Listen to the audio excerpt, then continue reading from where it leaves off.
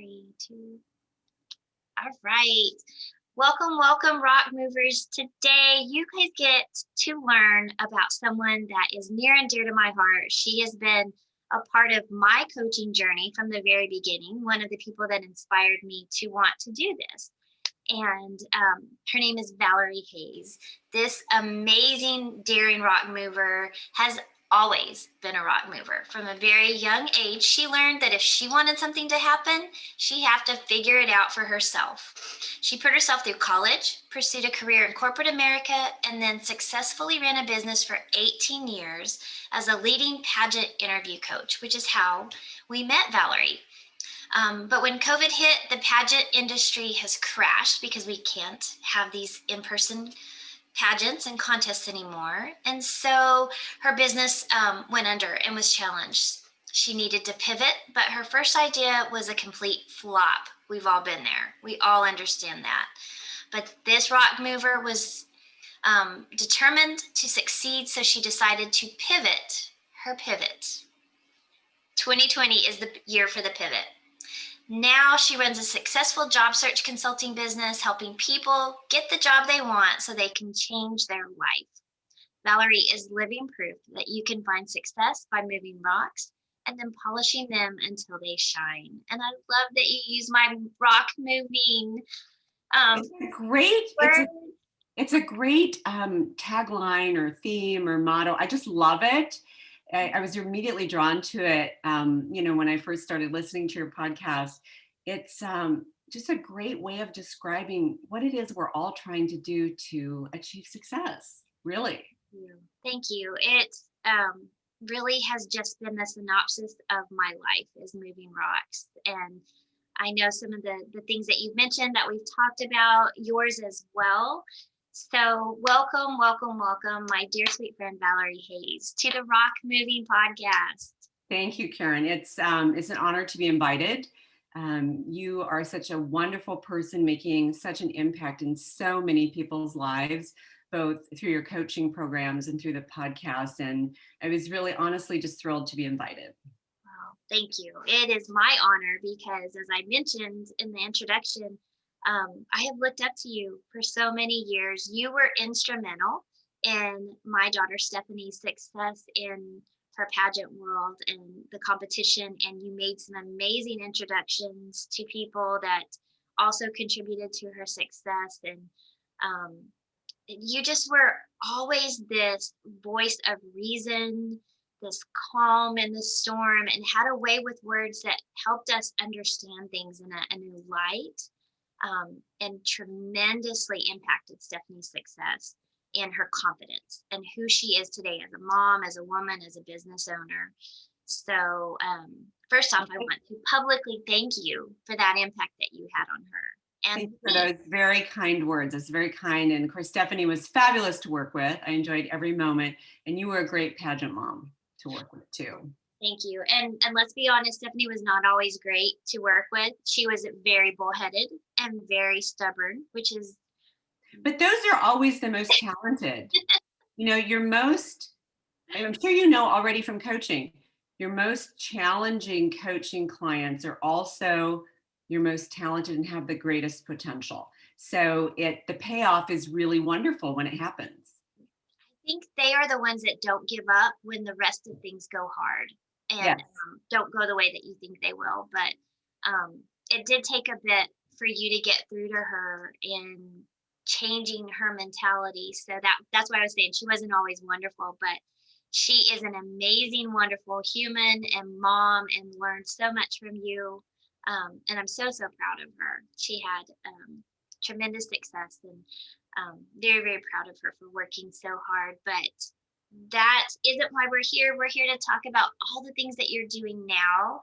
And with COVID and everything that's going on, tell us, what are you doing these days my first question is always to move the rocks for yourself. What self-care pieces are you doing? Well, in a way, I was really, so it was kind of a double-edged sword. I had challenges early in life as a young child. But they also turned out to be blessings that helped me develop skills that I'm able to use now. My parents were not engaged, were not supportive.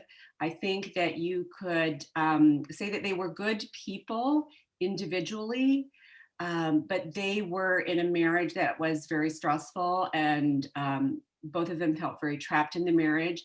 And because of the stress in that relationship and the frustration and the anger, they were bad parents. And it was hard growing up. And I remember realizing in the sixth grade that my parents just didn't have the emotional bandwidth to be supportive.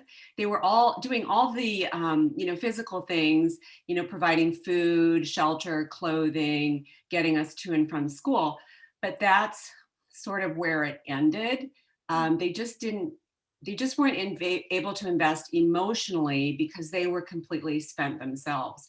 And so in the sixth grade, I recognized that that was a challenge, and that if there were things that I wanted to do, I was going to have to do them myself. And to make it even slightly more complicated, I was gifted with talents and abilities that were different than what my parents were or what they expected. My father is absolutely brilliant, and his gift was in math and science, totally, a genius level person.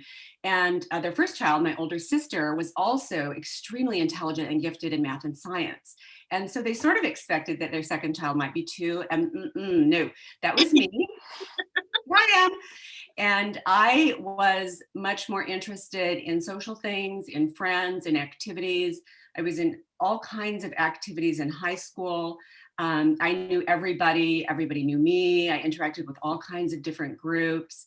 I was very curious. And so I was very highly motivated towards social skills. And that was hard for them to value because of their own personal backgrounds and experience. And so unfortunately, on more than one occasion, my father would tell me how stupid I was, and that he did not believe I would ever graduate from college. And my mother, you know how mothers are, they're a little more hopeful, right? A little more hopeful. She thought I might make it through high school, but that I wasn't smart enough to, might make it through high school, but I wasn't smart enough to go to college. And so of course, my older sister was smart enough to go to college, and they encouraged her to go to college. But they thought that if I graduated from high school, that I could maybe get through a program in vocational school and get a job like as a medical technician testing blood or something. And so there were a lot of messages as I was growing up that I wasn't good enough, I wasn't smart enough, I didn't have what it takes, and that the dreams and the things that I was interested in doing and pursuing weren't worth doing, and that I should do, math and science instead. And my older sister would absolutely love to sit down and flow chart a problem and, get a resolution. And I was much more interested in, being in the marching band or, watching a classic movie. So it was very hard for them, and it was hard for me. And so I remember in junior high, I started to develop sort of a framework of how to get things done. And when I was in high school, that's when it really sort of blossomed for me. I did, yes, in fact, graduate from high school. And I did go on to put myself through college. And after the fact, there was no one more prouder than my dad that I had gotten through college. After that, he was my biggest fan. But so I learned that to move rocks, no matter what the situation is, whether it's, people telling you that you don't have what it takes to succeed, or they don't believe in your potential, or going through a difficult job change, difficult relationship situation.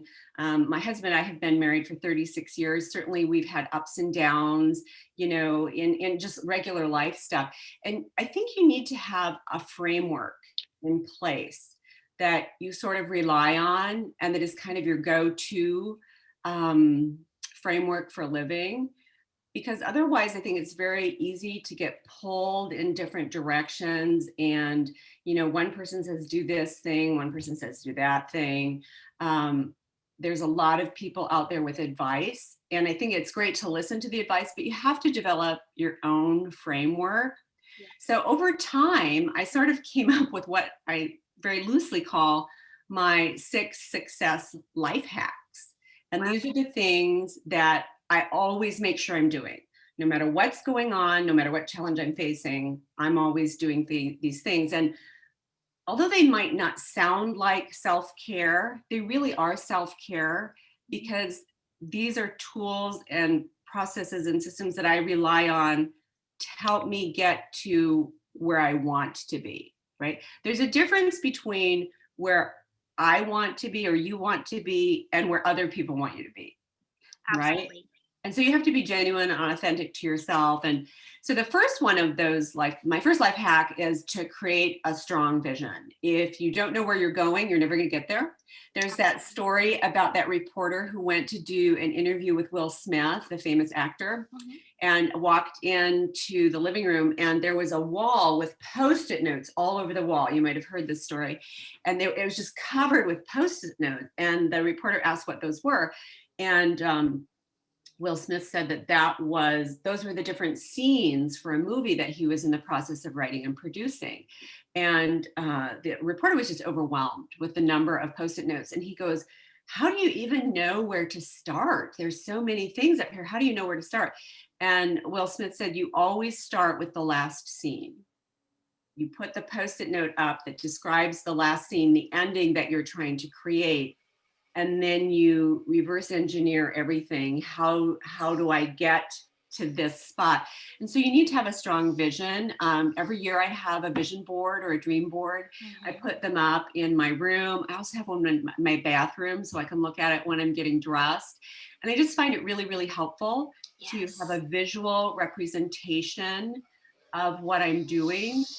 It um, it helps me remember what my goals are, because with so many things pulling at us for time and energy, it's easy to forget. And right now, I had cut out some pictures about decorating. I'm working on decorating my entryway in my house and my library, which is just outside the office there. And then also the powder room on the first floor. And because it's really been kind of something nice and positive to hang on through during COVID. I'm creating beauty and harmony, and especially during a year where everything seems to be complete chaos. And Yeah. another thing that's helpful about the vision board is when I have free time, I ask myself, I'm sitting there going, oh, what should I be doing? I think, what can I do from my vision board? What is something on my Oh, vision board yeah. that I could be working on right now? Yeah. And so that really kind of helps too. So the first thing I do to move rocks is create a vision board so I know what I'm trying to build with my rocks, right? And then the second thing, my second life hack, and I've been doing this really since high school, is I have what I call a planner habit. It's not a planner addiction, it's just a planner habit. And Can that's become an addiction though. it really can, let's be honest. I get easily distracted. And sometimes I feel like I can set a goal and keep that goal in my head for 3 days. And then after 3 days, I have something else I've thought of that Mhm. I Mhm. want to do, right? So at the beginning of every week, I pick out 3 things that I want to accomplish that week. And then and these are more project things, not to do things, not like, drop off the dry cleaning or pick up the prescription, or do a deposit at the bank. These are more project things that are actually going to move me closer to something on my dream board or vision board. And so I pick out 3 things, and then I make sure to work on at least one of those 3 things each and every day. And sometimes I'll, on Friday, spend the whole day on one of those things. And I find that is really, really helpful.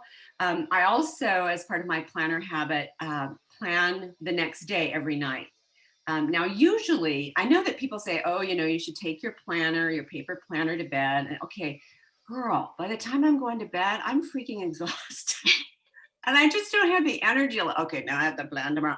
So I just, on the notes app on my phone, I just write down, 3 to 5 ideas of things that I want to do the next day. And in the morning when I wake up, then I'm full of energy and ready to go. Then I plan out the day. So you just have Okay. to find, a lot of people do it at night. I do it sort of at night and in the morning. Mhm. And you just have to do what works for you. Also, and the reason why I call it planner habit as opposed to, addiction is I don't use my planner every day. During the week, I use it Monday through Friday every day, my written planner, just because it helps me keep on track. On the weekends, I give myself a little room to be a little bit more relaxed.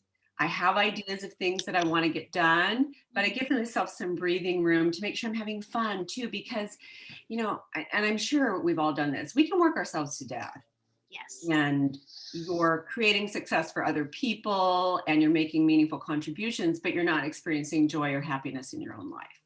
Absolutely. I'm sure, unfortunately, we've all been there. So I think if you're using a planner, you need to use that planner as a tool to create success and happiness for you, not just to get things done for other people, right? So I'm sitting here closing my eyes and just visualizing that because it becomes something that is another source of guilt at times because I didn't get Exactly. my list done. Exactly. And I've also learned that for me, I can do an extended period of like really, really focused work. Mhm. Like for 3 weeks last month, I was building my new website, which I did all by myself.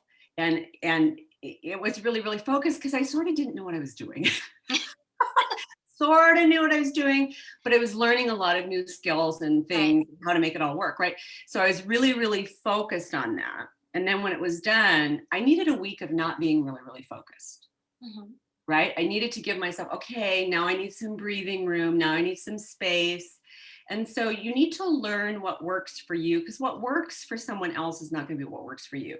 Absolutely. You need to try to find a balance between productivity and breathing. I call it breathing time, because when you have breathing time, and sometimes, you've heard that old saying, the best ideas come when you're in the shower, right? I have heard that, and it's true. Yes. And it's because you're not really focused on Focused. doing something. You actually have breathing time to think, right? Mhm. And so I've been more conscious, especially this year, Mhm. about making sure I have breathing time. So that's my little Yeah, planner habit.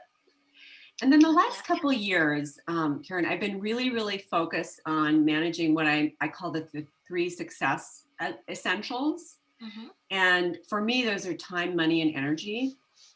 Time, that's an obvious one. What's the most effective, impactful use of my time right now? There are, we as women get lots of demands on our time, and there's Right. lots of priorities that we're trying to juggle and get to. And sometimes we have to say no to Mhm. people.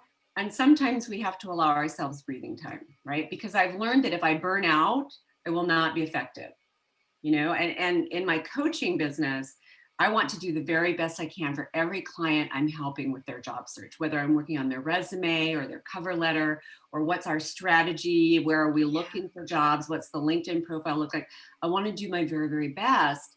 And in order to do that, I have to make sure I'm using my time effectively and Mhm. in a way that will be impactful. So sometimes that means working really, really hard. And Yeah. sometimes that means, again, that breathing room. And then for So money, good. money is one of those things where I don't know that it necessarily contributes to your personal success. I don't know that people who have more money are necessarily more successful. But I think the reason why it's important for me to make sure I'm managing my money and everything's, kind of automatically going in the right spots and getting paid is because it eliminates stress, Absolutely. right? If you've got, Yes. you've got enough for this bill or that bill, or you've got we had like 3 large household unexpected expenses this year, of course, the COVID year. And my husband had surgery and was hospitalized. So he's been in the hospital twice this year. So Mm. we had a lot of unexpected expenses, and I didn't have to stress about any of them, which was a blessing, right? Right. So the only reason why I find for me personally, it's sort of a self-care thing to manage my money is because it eliminates what for many people is the number one stress factor. And that enables me to focus on other stuff, Mhm. right? And then the third success is essential energy. This is something I've sort of learned a little bit later in life that it's important to manage. Um, I really learned to take care of my sleep, make that a priority, and to work out enough so that I'm energized and invigorated, but not so much that I'm have to take a 2-hour nap. Yeah. And then I've also learned to limit my carbs, because we've all heard about the carbohydrate brain fog. If you have too many carbs, you kind of get brain fog and you don't think as clearly. And I can just tell you, I absolutely believe that carbs make me stupid. if I have too many carbs, I feel like, I don't know what to do. I just feel stupid. Like I can't, not even, I don't make good decisions. I can't even make a decision, right? Yeah. So I haven't eliminated carbs totally because I love carbs. Who doesn't? But I have learned, to balance it. If I have a carb heavy lunch, I don't have as many carbs at dinner, right? If I've had a lot of carbs during the day, let's not go out to Dairy Queen at night, because it does impact me and I do feel it the next day. And I think that's one thing that in our culture we don't necessarily notice quite so much about nutrition and how it impacts our performance. And I think there's a new awareness Mhm. about that, generally speaking. And certainly with COVID, there's an awareness that, if you're healthy to begin with, you're less likely to have severe COVID issues. Not always, but less likely. And so the carb thing is something that I have been more conscious of, not necessarily thrilled about, because I love candy and ice cream. But by managing my sleep and my physical exercise, because as a coach, that when you're coaching, you spend most of the time sitting, right? You're sitting still. So I get out, I walk the dog, I maybe do the treadmill if it's raining or if it's too cold to walk. And it really just sort of helps me re-energize. And then I just really have cut back on carbs. So those are my 3 success essentials: time, money, and energy. And then the fourth life hack I've learned to incorporate is always be learning something, a new skill, a new ability. Maybe it's just something new you're learning. Maybe you're learning about, French art from the 14th century or something. And the reason why I found that's important for me is two things. First of all, it expands your possibilities. You have more choices available to you because you have more skill sets, right? And it also develops self-confidence, right? Right. And a perfect example of that, again, is me redoing my website. I've been on this particular website platform for 4 years and have relied on a website developer in the past. And, after the website developer would create a page, I would go in and tweak it and adjust it. And over time, I've gradually been picking up skills. And so right now, because my business completely went under, I didn't have the money to pay a website developer. So if I wanted a new website, I was gonna have to do it myself, right? And so based on the skill sets I already had, I, I must have sent 100 emails to the support desk. I'm sure they knew me by name. Okay, it's 2:00. Where's Valerie's support ticket? I'm sure it's coming any second. But I really learned a lot, and in learning a lot and doing my own website, I found some mistakes that he had made on my previous websites. Now, they weren't big mistakes, and they obviously didn't impact the overall functioning of that website, but they were things that are like, you kind of told me that was not a thing, and here it is a thing, and I think you were kind of schmoozing me on that one, right? So it expanded my possibilities. Even if I don't do my website again, I know what can and can't be done and how it can and can't be done. And it also increases your self-confidence. Every time you learn something new, you feel more confident in your own ability to cope with everyday challenges. And let's be honest, this year has been challenge after challenge. And it also increases your confidence that you can learn a new skill. Like, Absolutely. right? Like if you learn one thing, you're like, oh, well, this is sort of similar. I can probably learn that too. And then, and then you just keep building on that. So I think always learning is a really important thing. I think sometimes as coaches, we spend so much time investing and teaching others that we forget to make sure we have time that we're learning and growing too. But I think that's an important part of maintaining sort of energy and excitement about coaching, is to make sure that you're growing too, right? I think the more I learn about coaching, the more I see the value in being coached and Yes. continuing to have someone that I'm being mentored by and Yes. referring to for my own, those accountability checks. Right. I always think of that comment that Tony Robbins sometimes makes in his presentations. Tony Robbins, obviously a leading motivational speaker. he said that when he was first starting out, he was horrible. And aren't we all horrible when we're first starting out? He would sign up for all these workshops and he would go to the workshops. And sometimes he would be disappointed because the workshop wouldn't be as good as he thought it should be. You know, he thought there should be more preparation or that they should have covered more stuff. And so he would leave the workshop feeling really depressed and, you know, waste of time and sort of crabby around the edges. And he decided that he was going to approach the workshops from the perspective of, I can at least learn one thing from this workshop. Even if I sit here for 3 hours and I only learn one thing and I can implement that one thing, I'm growing and developing as a person. And I just loved that idea. And Right. so I confess, a few times I've used it in church. You know, when you're like, okay, this might be just a tiny bit on the boring side, right? And you're like, I might need to take a nap here. I've just thought, okay, I need to look for that one thing, that nugget of truth that's really going to help me. And so I've always liked that advice, and you know, just thought it was really, really good. That is good. I had forgotten he had said that, but it's so true. And sometimes the one thing that you learn is what not to do or Yes. what to do different. So true. So true. And so that sort of leads into my fifth success hack is practice, practice, practice. In pageantry, it's considered practicing.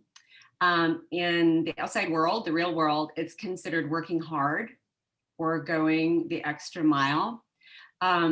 And speaking of church again, one year we were doing a Christmas party and all the families were coming together and there was going to be Santa and gifts and for the kids and everything. And we were doing a breakfast. And so they wanted everyone to bring a breakfast casserole or some part of the breakfast. Okay, so Karen, I'm a terrible cook. It's not good. No. Just because I cook it does not mean it's edible, right? We should not assume that you can actually eat it. And so I was assigned a breakfast casserole. I've never made a breakfast casserole in my life. And so I went on, you know, the website and found a Paula Deen, because how could you go wrong with a Paula Deen breakfast casserole, right? But I knew that I needed to practice it, right? I would need to like practice it to make sure I knew how to make it and the flavors were right and they turned it out okay. And since I knew there were going to be kids at the little breakfast, Santa breakfast, I had my grandson come over and taste it. I mean, I went through a very thorough practice and I'm glad I did because it was too spicy for children. It was great for adults, but too spicy for children, right? So I go back to the grocery store, right? And I'm going to practice 2 more times just to make sure. So I buy 2 of everything. Right, I've got 2 of the little, you know, foil pans, so I've got this cart full of 2 of everything, and it's just breakfast casserole things. It's not like I was buying for the week. And I'm going out the door, and I run into this guy from church, you know. So I say hello, and you know, how are you? And we chat for a minute, and he looks at me, my cart, and he goes, "What are you making?" It was such an unusual collection of things. And without thinking how stupid it was going to sound, I said, "Oh, well, I'm practicing my breakfast casserole for the Santa breakfast." And I'm, you know, and what was great about it was without missing a beat, he goes, "That totally sounds like something you would do." And I laughed because I thought, okay, it's really obvious to people that I practice. I try to make sure I've got something right. And that's how you feel good about yourself, about the quality of work you're providing. And also that's how you get a reputation for doing great work. I knew that you've done that with the many speeches you've written. Yes. You have quite the reputation as a speech writer. And that can be very difficult, especially when you're writing for someone else, as speech writers do. And so I really think that practicing, and one thing that people don't realize about pageant contestants is that they practice all the time. And all the time. it would be, yeah, you know this, and it would be nothing for me to be on an appointment with someone and say, "Oh, you know, what have you done today?"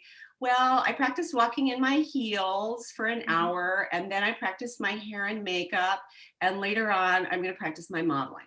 You know, people think that when they see them on TV or at a competition, that they make it, they're so flawless and make it look easy. They don't realize all the time and energy and practice that goes into creating that illusion on stage during the competition. Yes. And Will Smith also talks about this, how obviously he's very successful, makes gazillion dollars a year.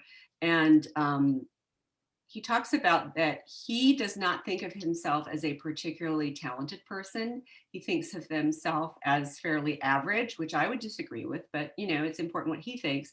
He says, the reason I'm as successful is because I can outwork anyone. He says he has a really dedicated work ethic, and he just works and works and works at it until he gets it right. And so that's something that I found really, really helps, especially, during a time like right now where things are uncertain and frustrating and challenging and difficult. I think just focusing on, if I just keep practicing at this, if I just keep Yeah. doing it, I'm going to get there. I think that's a great tip for business because we don't think about what we do as something we need to practice. But if you have a presentation, if you have a Right. job interview, if you have, whatever it is that you're doing, if it's a new skill or something that you don't do every day, it's not that muscle memory that just kicks in. You need to practice. Yes, that is so true, Karen. And it's such great insight and advice. We think we should be able to do things because we understand what needs to be done. We think we should be able to do it without practice. Mhm. But that's just not realistic. No. No. No, and I think even just, we talk about our elevator pitch or Right. your sales pitch. We need to practice our pitches, and whether it's your introduction pitch for an upcoming interview, or you're a business owner and you just need to be able, when people say, "Hi, I'm so and so," what do you do? Right. You need to have You need to that. know your content, and it needs to Yes. just come out of your mouth naturally. If you have to stop and think about it, it's not going to work. Mhm. And so you do have to practice it. You're absolutely right. That's really, And really good. that's where that feeling of confidence comes from. Is I know I can say, I'm Karen Gray and I'm a rock mover. I help women move rocks, fears, frustrations, challenges, obstacles from their lives and businesses. So um, to be able to say that and know what that means and be able to back it up when they say, "Oh, that's interesting. What does that mean?" Right. Then that's where, because I said something that made sense or made them, you know, lean in, you have another Right. opportunity to talk more. So I love that. I love. Yes. And then the number 6 of my Mhm. success Yes. life hacks that I I'm call. writing all these down because they're You're so good. so good, Karen. Thank you. You're so sweet. And this is the other ones are like really practical, productive focus. This one is maybe a little less practical, but I almost think maybe the most important. I try to create joy in every day because if you just work, work, work, and you're not having any fun, not fun like partying or dancing in the Mhm. streets, but if you're not enjoying what you're doing, or if you're not purposely looking for the joy in what you're doing, because let's be honest, there is no joy in unloading the dishwasher, okay? No joy in laundry, but there is joy in, I got the laundry done, you know? Yeah. The dishwasher is empty. I love an empty dishwasher. There's just nothing more fulfilling than an empty dishwasher. So yeah, I like to create or find the joy in every day. Mhm. One of the ways I do that is by eliminating as much negative energy as possible. Mhm. I had a really good business friend who was really, really smart, and I really liked her as a person. She had a heart of gold, but she never had a positive word to say about anyone or anything. And she only called me when she wanted to complain about things, and or she wanted to brag about being more successful than somebody else she knew. And although Mhm. I really liked her as a person, I just found that those conversations just, they were too negative. And it was providing value in her life because she had somebody to vent to and complain to, but it wasn't providing, the relationship was not contributing positively to my life. So I just sort of let the relationship die out. Mhm.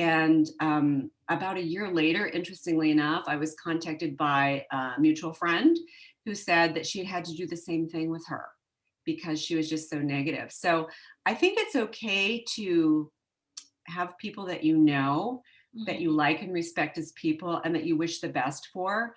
but say that the relationship doesn't work for you. So you're not rejecting the person or judging the person. Right. You're just saying this relationship is not contributing. So I've really focused on that the last couple of years. And I've also really focused on appreciating and acknowledging the little things. Mhm. Sometimes something little will happen through the day and I'll be like, oh, thank you. Thank you. I feel so blessed. Thank you. And I mean, I don't necessarily say that out loud, but I sort of, because then people will think you're crazy. I say it in my head, I say it to myself, because by recognizing the positive things, I think that sort of balances out the annoying things that happen that are just a little bit irritating, right? It's easy to focus on those things that are annoying and troublesome and not really spend as much energy acknowledging or focusing on the positive things. So I like to do that. And then I really like to speak favor, right? That's a Joel Osteen phrase, right?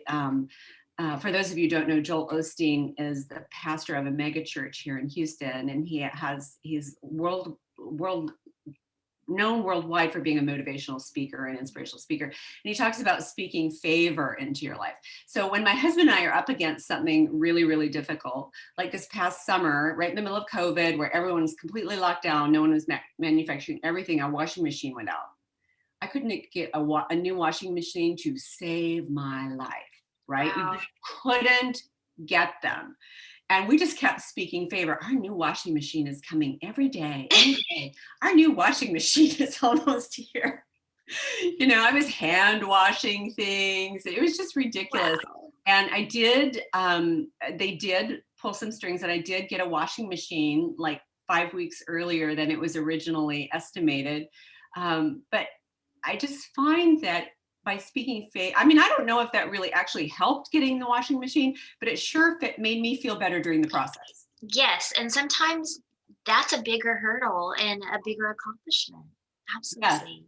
I totally Yeah, agree. I So love those that. are kind of my little six success hacks that I always try to be, engaging in or using really on a daily basis. I Um, love those. So helpful.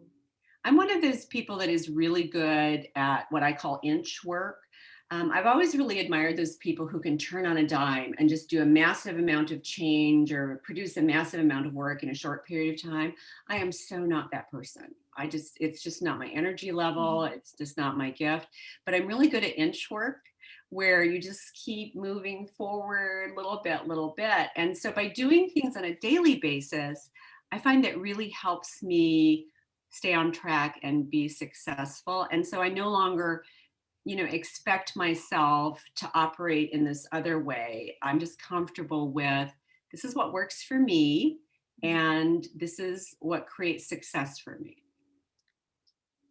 So I hope someone is listening in right now that needs to hear that, because I feel like what you just said is so important. We all have to look at what works for us. And Yes. just because maybe a friend that we have or someone that we know or a mentor in our life does something a certain way and has tremendous success with it does not always mean that that's what's going to work for you. And so you learn and you kind of grasp things, and this is what I tell our pageant girls: learn from everyone you can, but Yes. but then make it work for you. Put your fingerprints on it and make it your own. That's a And then great phrase. Put your fingerprints on it. I love that. thank you. I just we have to imprint it like you do a horse. You have to imprint something and make it your own. And so, by putting your fingerprints on it, I mean, like, get your hands around it, really own it, and then check where you were yesterday, because you're not trying to be better than that person or that person or Right. that person, but you're trying to be better than you were yesterday or your last job or your last pageant or your last project, whatever it is that you're improving on. You just want to be better than your last. Right. And so that's those are all such good habits and such a good reminder, Valerie. Thank you for Thank sharing you. that, because I think right now for someone that's going to hear this, and then I know for me too, um, that was just like, yes, that's so relieving to know and be reminded, because we all forget and go back into that kind of rat race comparison in a world where you're seeing everybody's best picture, best, image, airbrushed version. Right. You're just trying to be better than you were at another time or improve in a way that you feel more confident about, not even better than, just you feel better about it. I think that's a great way to put it. I really do. That's a great way. Because I feel like maybe in some ways I was better in my 30s, but I feel like I'm much wiser in my 50s about those things. And I feel like the things that you said when you talk about creating joy in every day, for me, that starts with gratitude. When I am ungrateful about something, I tend to find myself complaining or seeing it from a negative lens. But when I see it through the lens of gratitude and appreciate that thing, even if it's a challenge or a mistake I made, I see it as an opportunity to do it differently, learn again. Yes. So when I see it through that lens of gratitude, and so that's what I choose to do at the end of my day, how you make your plans for the next day. I have a little gratitude journal that someone gave me, and I'm almost at the end of it. I've got to find another one. But I love that it gives you little writing prompts Oh, right. that helps you, today I'm most thankful for this, or today I did well at this, or, you fill in the blanks. But when I can end my day with finding the good in it, it helps me see the good the next day because I know I'm going to have to write about it at the end of the day. Yes. Yeah. So you should be, you have to be noticing it so you can fill out the prompt. Right. So I know I'm looking for the good things in each day. And there are times I'm like, oh, that's a noteworthy. I'm just going to go write it right now because I am so grateful that I did this or I didn't respond in this way. More often than not, if I'm dealing with a lot of people. Right. Yes. It's like, wow, I didn't handle that situation the way I might have a few years ago, being impatient or, whatever. But I just find that coaching has helped me tremendously in those areas. And those are things that you have been teaching for years. And I love that you've transitioned into not just sharing your talents with the pageant world, which was, I know, so impactful. But now you're sharing it with the adult business world as well, people who are searching for jobs. And so I can't wait to be able to share what you're doing so people can connect with you. We will share your links. But what's the best way for people to find you out there in social media? Probably to go to my website because the website has links to just about everything else. You can also find me on social media on Instagram and Facebook. On Facebook, I have a business page and a personal page. And then on Instagram, it's kind of just a business page. And it's really kind of exciting because it sort of happened organically. Contestants that I had worked with started calling me and saying, I've been laid off because of COVID. I lost my job. My husband lost his job because of COVID. And can you help me with my resume and interview?